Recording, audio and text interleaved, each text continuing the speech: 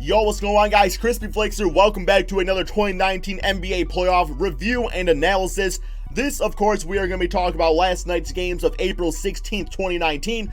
Some really good games out there, some things that really surprised me, and a few things I actually really expected. But before we start talking about those, if you guys can do me a quick favor and please drop a like on this video, man. Help me get this video to 1,000 likes. It really helps the channel out so much, guys. And all you gotta do is click that button. Helps out so much. Thank you guys all so much for that. So, the first game we are going to talk about is the Toronto Raptors and the Orlando Magic. So, of course, the Raptors avoided the disaster of going down 0-2 and losing both their home games. They win this one in a blowout, 111-82. And I'm going to say straight up, man, like, I know Magic fans, they were all excited and high and mighty and saying the whole world was sleeping on them after game one. And I was just like, you know, like, nobody's sleeping on this team. It's just nobody expected them to win this series. Like, yeah, you guys did get a game. And I would say I slept on them in the sense that I did think Toronto was going to sweep. I did not expect, DJ Augustin to have this game right there, 25.6 assists. But, game two, totally different. Aaron Gordon, solid game, man, 20 points, 5 rebounds, very nice. Terrence Ross, 15 points. And I actually heard the stat that Terrence Ross has the most made threes off the bench since the 1975 NBA season, which I thought was absolutely crazy. But yeah, Terrence Ross, fantastic six man, doesn't get talked about enough, I don't think.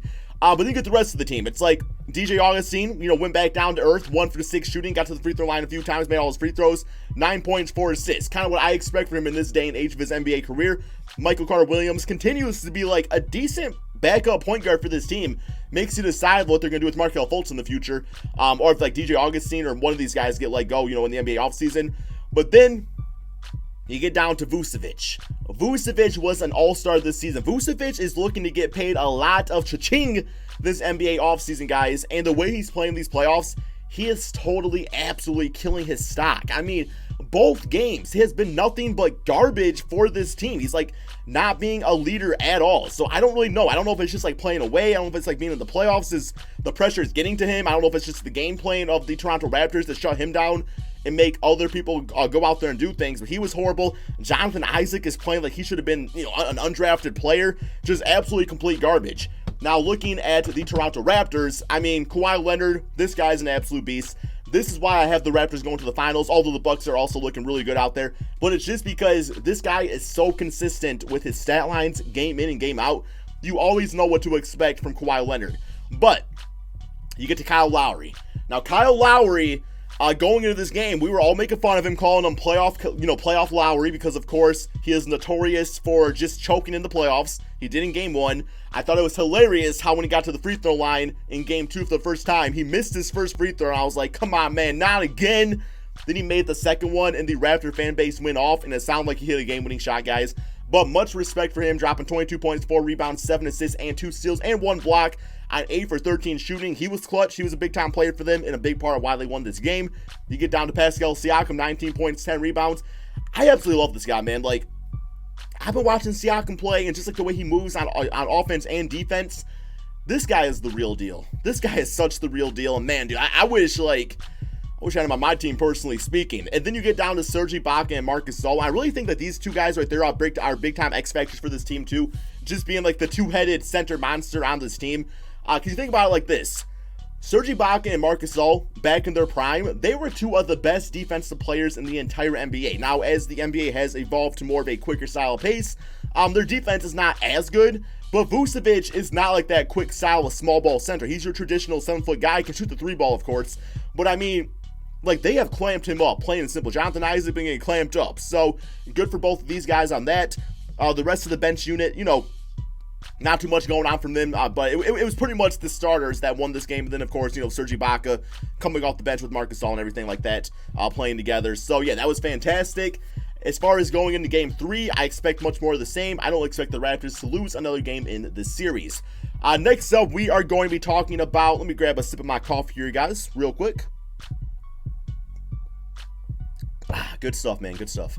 I drink my coffee black. How do you guys drink your coffee? Let me know in the comment section below. Or do you not drink coffee? Maybe you like a nice juice in the morning, or water's always good too. I drink a lot of water too. But yeah, Denver Nuggets, San Antonio Spurs. This is the big game that surprised me. This is like that Clippers Warriors game where it's just like, yo, why did everybody go to bed, man? There's a comeback on our hands right here. After the first half, I tweeted on my Twitter account at KrispyFlakes2K saying how I completely have slept on the San Antonio Spurs. Like, I thought the Spurs were going to win this game at this point, man. Like, they were just absolutely going out there dominating. You had Jamal Murray, who started like 0 for 8 shooting, 0 for 7 shooting. But then, Jamal Murray going into the fourth quarter, man, he was playing horrible. That fourth quarter dropped like 21 points, shot like 8 for 9. And I was like, wow, this dude just completely grew up in front of our eyes. Because I was saying, like, the one thing the Spurs definitely have on the Denver Nuggets is the playoff experience. And I was kind of feeling, I was kind of getting that sense like that's why the Nuggets were really struggling, because they've not really like been here before, while the Spurs have so much, you know, experience in that department and everything like that. But Jamal Murray, this dude just absolutely carried the team, man. They got the victory, a big-time victory, because, yeah, they already gave up one on their home court. Now they got to go to San Antonio and try to win over there. The Denver Nuggets, I don't think, are a great away team, so, and while the, you know, San Antonio Spurs are always great at home. So, I don't know, man. Like, one second here. I will say, all this talking, man, it freaking kills your throat sometimes. But as far as the rest of this game goes, Gary Harris, he was another big-time piece. Now, he was actually on the trade block a while back, you know, around like the trade deadline, but he still is always pretty decent for this team. I actually want to see how he did on the season. 13 points, you know, 3 rebounds, 2 assists. I guess based off his contract, those are not really great numbers, a dip from the 2018 season. But nonetheless, man, like, he came up big in this one, so he earned his paycheck tonight, or last night, I should say. Jokic still is struggling to really get going offensively. I mean, 21 points ain't bad, of course, but we know he's better than that. Paul Millsap continues to be like the perfect type of power forward for this era of the NBA. Definitely a guy before his time, you know, back on his Atlanta Hawks and Utah Jazz days. And like the rest of the bench, Monte Morris, I think he's one of the best backup point guards in the league. Will Barton did horrible out there, man. Like, 1 for 10 shooting. This guy just did not play like he wanted to be here. But hey, it's one game, so hopefully he bounces back from that. And then, of course, on the Spurs side of things, you know, you had a nice game for DeRozan and LaMarcus Aldridge. They did their job out there. Derek White, he had a freaking nasty dunk this game too. But then beyond that, you really didn't get help from anybody else. Like, yeah, Mark Bellinelli, 8 points, whatever. Jakob, I mean, he had 8 rebounds, 2 blocks. That's decent. But yeah, they're not really getting any scoring from anybody else. And that's ultimately why this team ended up losing and really choking in the fourth quarter. 39 points they gave up, guys. The defense was horrible in the fourth. I gotta imagine Greg Popovich was not too happy about that. But then we get down to the next series. This is the series I really want to talk about. The Portland Trailblazers and the OKC Thunder. So, of course, Portland won this one, 114-94. They now have a 2-0 lead on the Thunder. Everybody in the NBA world is saying that the Thunder are going to lose this series. They have no chance. And my thought process is this. Yes, Portland looked great this game, man. And let's talk about it real quick.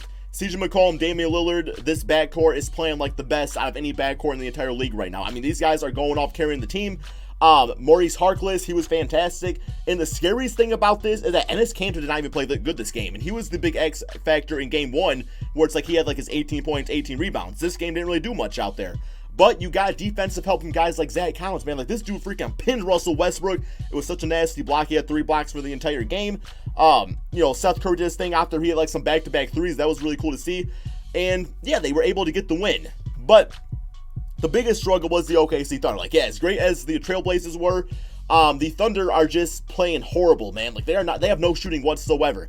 I believe Damian Lillard has 9 3-pointers on the series, and that is as much as the entire OKC Thunder team has. Paul George, he had a better game than last, game 1. The 5 turnovers, not great, but, nonetheless, 27 points, 8 rebounds. I would say overall he did his job. Steven Adams had a Steven Adams type of game, so no surprises there. Russell Westbrook, he played horrible, guys. 5 for 20 shooting. I mean, that's Chuck Brook, that's Chuck Brook right there. Westbrook, as I like to say. And then the rest of the team, just no help at all. Like, Jeremy Grant, he has been just non-existent in this entire series. He's been horrible. Like, I don't know, man. They really need his 3-point shooting, because him being like an athletic 4, I mean, that's big time. Like, that's somebody that can counter like an Alfred Camino or somebody like that, but he's just not doing it. Dennis Schroeder is playing like he's on the Atlanta Hawks again. Markieff Morris, man, if only it was Marcus Morris, Terrence Ferguson. This team is missing a really good like 3-point sniping shooting guard. They just don't have it. But I am going to say this. When it's all said and done, the Portland Trailblazers did their job. They won their home games. And that happens in the playoffs. Like, a team will win both of their home games, and people will say, oh, this team has no chance. Before we completely write off the OKC Thunder and Russell Westbrook and Paul George, can we please wait? Can we please wait to see how this team starts off on their home court? After the first half, where Portland's up by like 20 points, it's like, okay, yeah, there's no chance. But let's just give them the benefit of the doubt They got two of the best players on their team. Portland did a great job winning their home games. Let's see what happens, guys. I think the NBA fans overreact way too much. I've seen crazier things happen. Let me just say that, man. I've seen crazier things happen. So that's my thoughts on that. As far as my poll update goes right here, or my bracket, I should say. All right, so OKC, I still had them winning 4-2. So yeah, man. Like I said, Portland could very well just go and win the series. It's looking like it's going to happen, but let's wait to see what OKC can do. Denver, 4-2. I mean, they're tied at 1-1, so, we'll see what happens with that. Toronto, I have winning 4-0. Of course, that's not going to happen now. I still have them going 4-1. And, yeah, that was all the games from last night, so nothing too crazy there.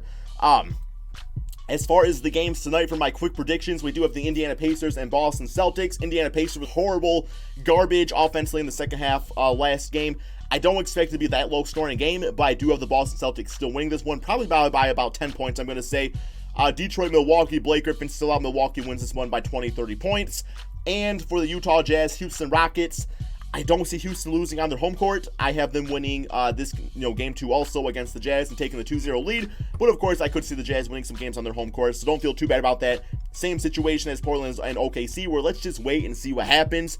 But anyway, hope you guys all enjoyed this video. If you can do me a quick favor, man, drop that like, subscribe if you're new to my channel. Give me all your thoughts in the comment section below. And peace out, my friends.